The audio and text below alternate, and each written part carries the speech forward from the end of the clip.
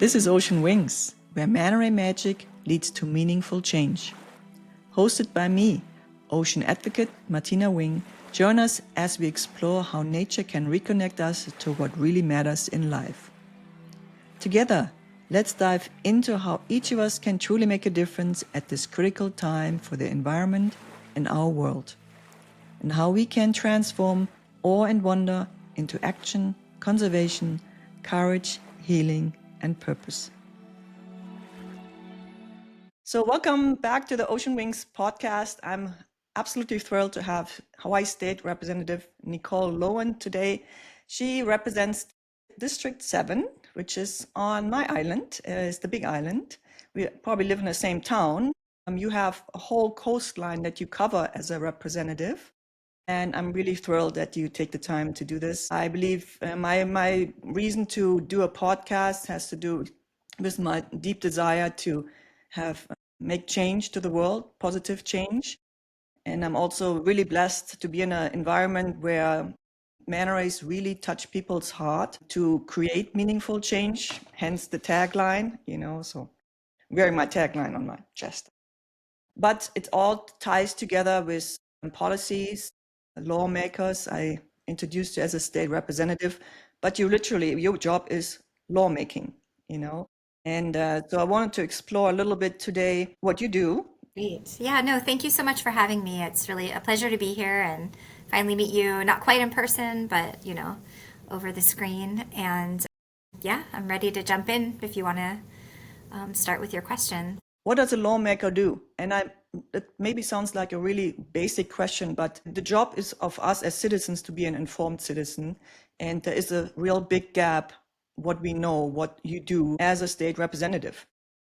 And Yeah, so there's kind of, I would say maybe I would divide it into four buckets. One is campaigning. Obviously, that is not my favorite part of the job, but it's important, to be able to be here. So that takes up some amount of time. And then also, of course, constituent work. So not necessarily related to policy, but we have people contacting our office all the time with concerns and complaints and ideas. And sometimes those lead to bills. So sometimes those have to do with ocean issues and conservation and recreational use of the ocean areas, which I think we might talk about today. There's the policy side of it, where we're working on developing policies and making laws or changing laws, or sometimes helping to implement policies without legislation, because sometimes there's pathways to do that as well. And then the fourth one is kind of related to that, but then for a good part of the year, we're actually in session, in the Capitol building pretty much full time, going to floor session every day, voting on bills, holding committee hearings, and that's when we do, a lot of the work on policy comes ahead of that time on doing the work, vetting it with stakeholders, having conversations, but when we actually get together and have those public hearings and take testimony and do the voting, that happens during those, 4.5, 5 months of session. And so that is basically how I spend my time. And so it is a full-time job, but I hear the actual session is 4.5 to 5 months, and I believe it's January to kind of May, end of May. Is that about right? And then if laws are being passed and get implemented July 1st, or maybe the end of the year, January 1st. Mm-hmm. Yeah. And so lots of work beforehand, before you actually go to Oahu for 4.5 months, and then yes, then it's over, and then you can restart the whole process. And yes. you are in office for I believe 2012. Yes, I first got elected in 2012. So this is I'm in my 7th term and going into my 14th year, which is a long time. So we'll see. How did you fall into this? Was it like a path you chose, or it was like things just came together? Yeah, I think fall is a good word. I had been in graduate school and was finishing that up and kind of thinking about what job I would want. And I ended up working for Representative Jenny Kaufman, who used to represent a similar area a long time ago. And then in 2012, there was redistricting and an empty district opened up, and just one thing led to another. I think I'd never had political ambitions or really had thought about it, but the timing seemed right. And I thought, well, okay, I'll see what happens. 13 years later, right? Yeah. I always joke when people ask me, how did you start doing this? I always joke, if I knew what I was getting into, I never would have done it. It's a question I receive quite a lot too. I'm German heritage, 30 years Germany, and I'm trying to 30 years Hawaii, I guess. I came 27 years ago. And I swim with manta rays pretty much every night and educate people and really touch their heart with this beautiful encounter. And the question always comes up, how did you end up here, right? And same for me. I didn't know what I was getting into, left my home country, immigrated, small business owner, unusual place of living, expensive place to live.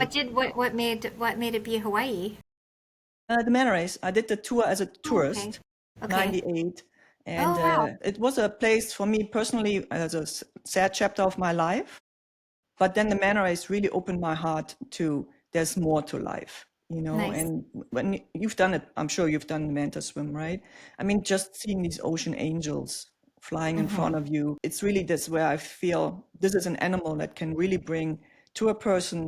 Maybe it started for me a healing process. So we heal as a species, as an individual, but as an overall species. And then if you have that more of a healing process, then you can maybe put yourself into a place of activism, conservation, and bring meaningful change, because we have to apply ourselves to the problems of the world. And I believe we also live through a time period now where it's so critical that we understand where the planet is heading. Yes.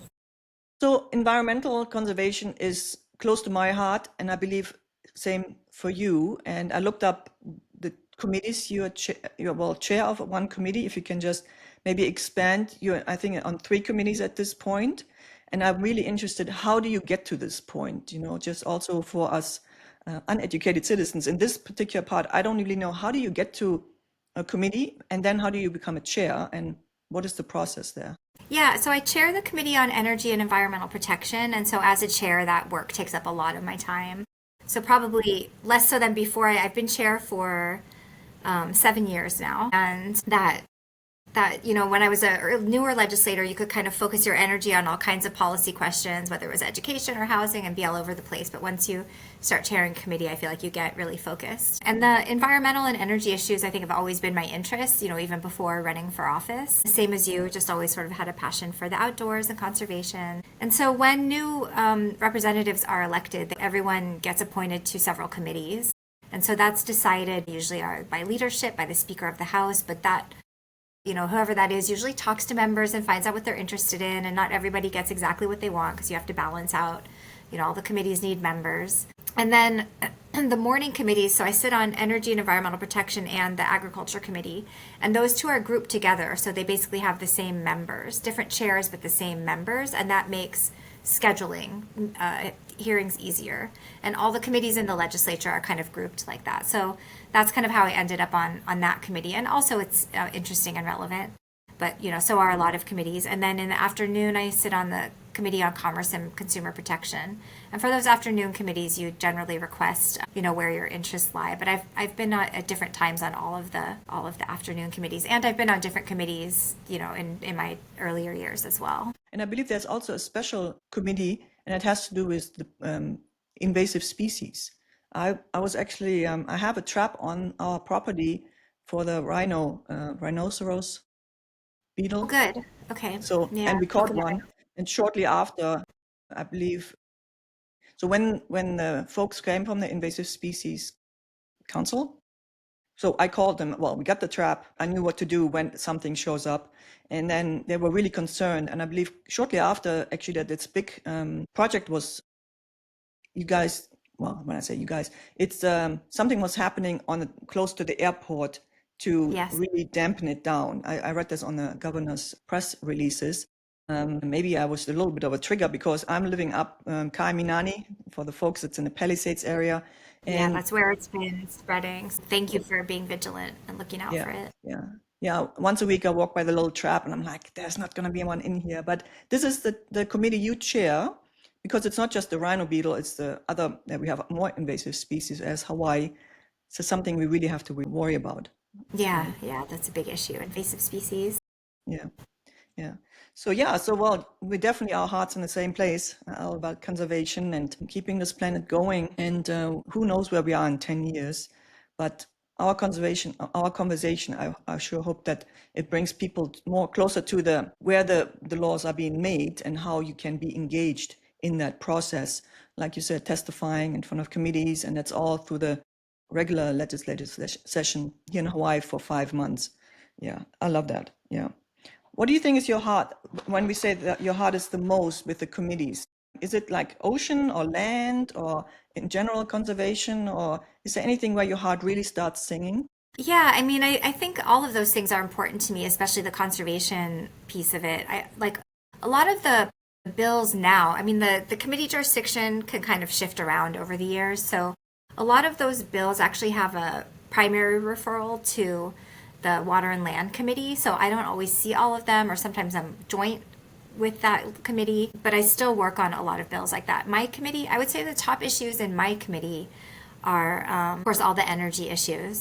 And then under the environmental protection umbrella, it kind of can be a lot of different things, but we've spent a lot of time in recent years working on, like, one, the cesspool issue, which is also very impactful on ocean resources and, near shore and marine resources, and two, waste management. So trying to figure out better, solid waste management systems, better policies to have better recycling services and source reduction, composting. We're very behind compared to a lot of other places, and it doesn't make sense because as an island we should be ahead, but we are not. And so been working a lot on that. And again, that also has a nexus with the ocean because people are very concerned about plastics in the ocean and its impact on the resources there too. Yeah, it's a clear picture. It's all tied together, right? It really is. It is. Yeah. And I was actually really, when I immigrated in 2001, and I left Germany, and one of my friends already had solar on the roof and had a photovoltaic system, really early stages. But in Germany, engineering wise, I'm actually an environmental engineer myself and had a degree, but I left for other reasons than that career and ended up with manta rays. But it was shock to my system to understand that America, or in this case then Hawaii, was so far behind, like you just said. It doesn't make sense, right? I really had to there was a really big steps for me to actually I mean, swallow Germany this. was really the leader in rooftop solar, so they were pretty far ahead of everybody. Right. But Yeah, I think Hawaii's, I mean, we're we're catching catching up. up. It makes a lot more sense. I mean, just on a kind of cost benefit basis, it makes a lot more sense in Hawaii. Or not that it makes more sense, but it's a better cost benefit because it's always sunny and there's not as much seasonal variation. So you just kind of get more bang for your buck with the rooftop solar and utility solar. So we're catching up, but there's a long way to go. Yeah. And the goal is to achieve 100% clean energy is still 2045. Yes, that's correct. And that was implemented. When is that like a law, or is that, when Yeah, was that? I believe if I remember correctly, it was 2015 that we passed that, and it's actually called the Renewable Portfolio Standard. So more than it just being a goal, it's actually enforceable by the Public Utilities Commission. So this is for power generation by each utility. Each island basically has a monopoly utility. Most of them are under Hawaiian Electric, and then Kauai has an electric cooperative that's separate. But prior to 2015, we had some goals to reach, 10% or 15% renewables. But in 2015, we added additional benchmarks along the way, and then made that end date 2045 for 100%. Yeah, we're halfway, well, 10 years in now. So we have a little bit more to go. But I drove by Waikoloa the other day, and there is this huge solar farm, right? And then in my preparation for this, I actually stumbled on AES. That's the company that set it up. I watched that video. You're in it, so of course it's all tied together. And at the same time, I also watched that we had the last coal delivery in 2022. There was kind of a report about it, and it's the same company. So they let go of coal and they put their efforts into something else. And it's still job creation, better future. It's all tied together again. And I was really thrilled to see that. And Okay. I have solar on the roof too for a long time, and it all makes sense to me. It's Yeah. really, Yeah. your heart doesn't break so much because you can do your little part for the planet. Yeah. In Hawaii Island, Oahu, right now, I think we're at a 30%, I think was 2020. And that was achieved, but Oahu is has the narrowest margin to get there because Oahu has more challenges, but all the neighbor islands are much further ahead than where they're mandated to be by law in terms of how much renewable energy we have. Yeah. I look at the little glimmers, right? Our island, we're pushing forward. And then I actually visited you in Oahu. Oh, I went into your office and I walked in and all your staff was watching the TV and you were actually on the floor and you were talking about geothermal. That was last year. Okay. And what is the Timing. status there? Because geothermal had a little bit of a hit here with the volcano taking out the Yeah, plant you had. geothermal. I mean, we have one geothermal plant down in Puna, and they did lose a couple wells in 2019, I think, and now they're just trying to get back up. They're actually authorized to expand their generation, but I think they're just still trying to get there. And then on a bigger scale, I mean, I think geothermal hasn't been uncontroversial. There's been, some people who oppose it for a variety of reasons and, others who push for it strongly. But for me, I think, we really need to explore it and just find out what's possible so we can kind of move forward in figuring out what we need to focus on in the future. Because it's great that we have geothermal on Big Island in Puna, but it would be great to see if there's resources elsewhere on Big Island or if there's resources on other islands, because that could really be a game changer. Because the solar is great, but at some point you do need some different kinds of resources that are like 24 hours a day that are available. And geothermal is kind of our one local resource for that we could expand if possible. And so I've been really supportive of trying to figure that out. Yeah. But really we're still behind, we haven't done a whole lot besides we have PGV on Big Island. Not much else has been done really to figure out geothermal in several years. So we've been working on that. There have been bills for a couple of years in a row, and I think next year should be good for getting some funding and moving forward. Yeah, step by step, right? Yeah. We always wish for big steps forward. If your heart is with nature and keeping the planet going the way we grew up, then you always want for big steps. But I guess many little steps makes it too, right? So I wanted to ask you about how state lawmaking has, how it ties into ocean conservation and specifically to the ocean recreation. There's a lot of businesses here that we all make a living off. Ocean recreation, tourists come, it's our biggest industry. And the ocean recreation is then a significant part of the tourist industry or tourist economy. That's what we really Hawaii lives off. What influence do you have as a state lawmaker? Because I do know that the DLNR, the Department of Land and Natural Resources, somehow is in the process. If you could explain to us and the listeners, how is this in the state of Hawaii put together? So I guess. Yeah. I mean, there's various places where the state would step in to regulate. I mean, of course, they issue things like, boat ramp permits and business activity permits. So, there's stuff like that. There's certain industries that are regulated with different safety requirements and so on. It's been challenging because, things like surf lessons, manta ray dives, all of these things over the years, even just recreational use of certain areas like Keoho Bay, for example. It's just over the years, the volume of use has just increased. So something that used to function well without being heavily regulated, now there's a lot of conflict. And it's hard to figure out, I think,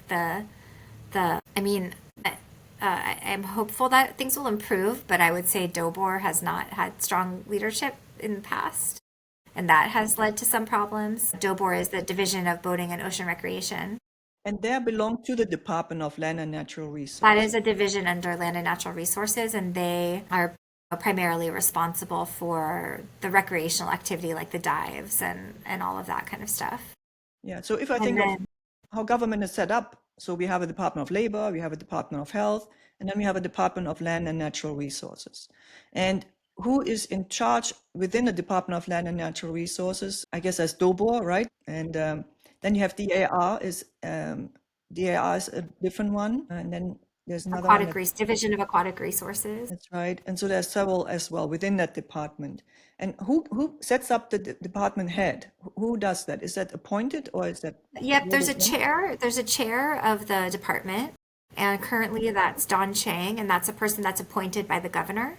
And then there's also a board of Land and Natural Resources, and that's also appointees. And then the different divisions are just like different different divisions under that Department of Land and Natural Resources. And those positions are not appointed. So those are, employees. Yeah, you be employed by the state and you have a certain position within that. All right. So, and then what that means, what I hear is like there's a chair that gets appointed by the governor, and that can change every 4 years if there's a different governor, right? If there's a new administration coming. But the board is, I think, for 7 years. The board members are all for 7 years, and the board is set up with everybody from every island has a member, right? Yeah, and I'd have to look it up. I don't have it on the tip of my tongue exactly how that is set up in statute, but something like that. They have longer terms and it kind of staggers, and then there's representation from a variety of groups. And so when we say, I hear you say that too, the frustrating part is like there's so much more usage of certain areas, ocean recreation wise, and DLNR as a whole has not caught up on it. That's what I understand. And if I can just tell our listeners, there's actually a resolution, and you were in office already at that point. I have a paper here. Can link to it in the show notes. There's actually a resolution, House concurrent resolution, saying the manta ray industry needs to be regulated because it can fall back on the state of Hawaii with liability if accidents happen.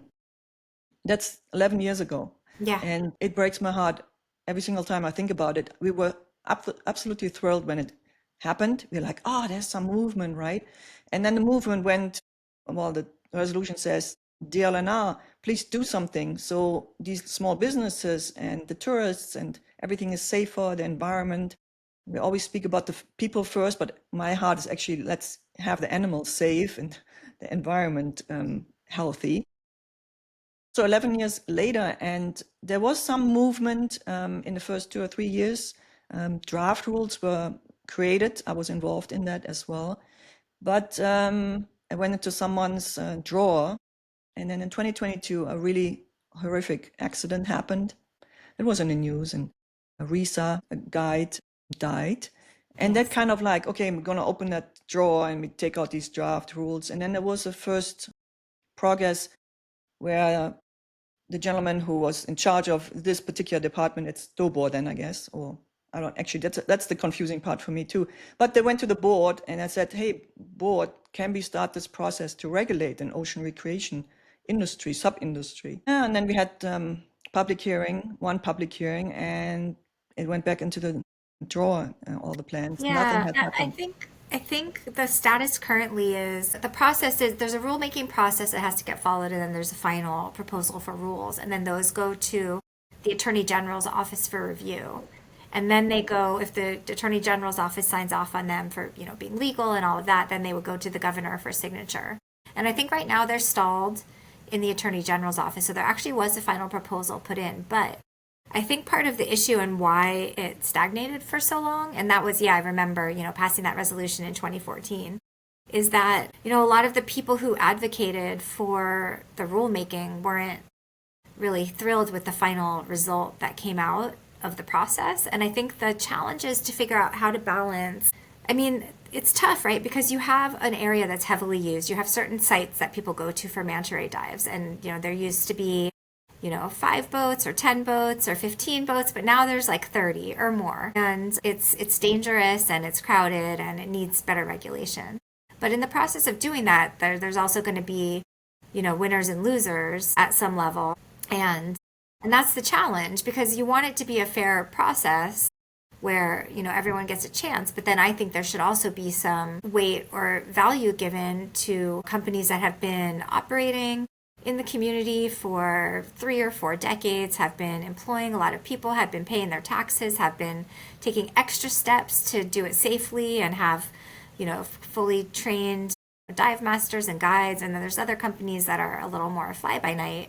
And maybe some of those new companies might end up being good companies, but it's hard to tell how you draw the line, because I think, I don't know if you followed what happened with the surf lessons.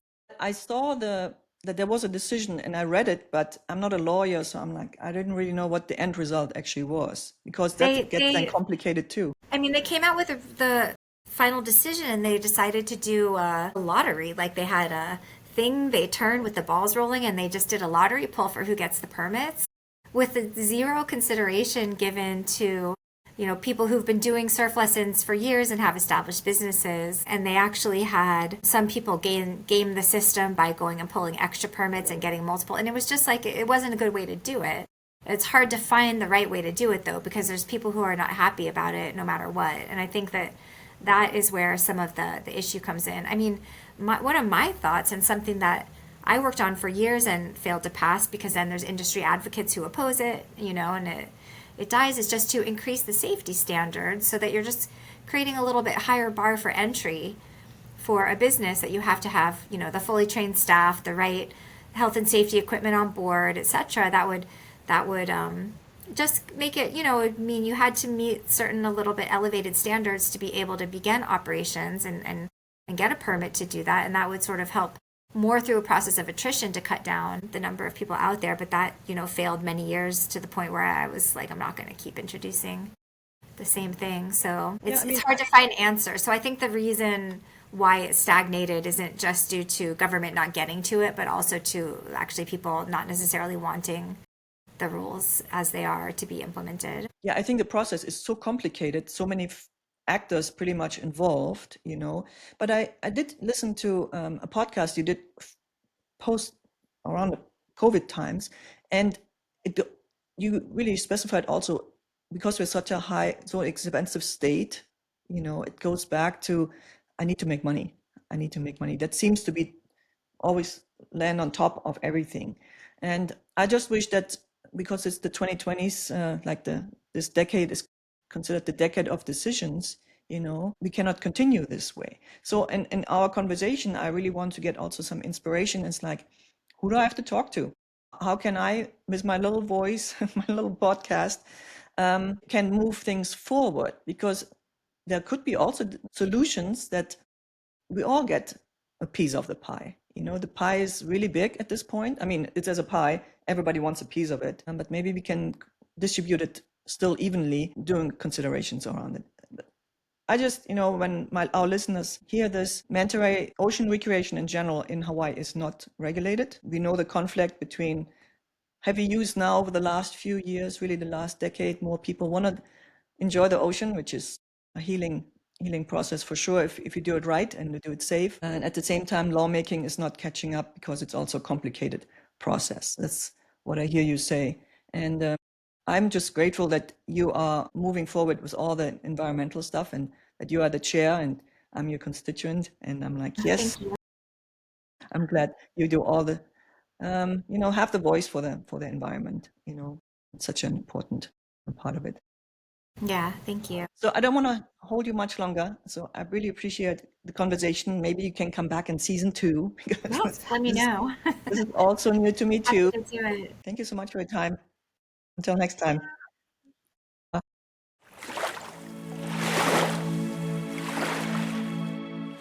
Thanks for joining us on Ocean Wings.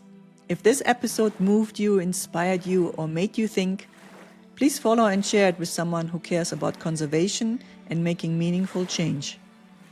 Want to learn more or experience the magic of manta rays? Get in touch at oceanwingspodcast.com and subscribe to our emails for more stories from the ocean. Tune in next week for another episode. Until then, keep swimming with purpose. Aloha.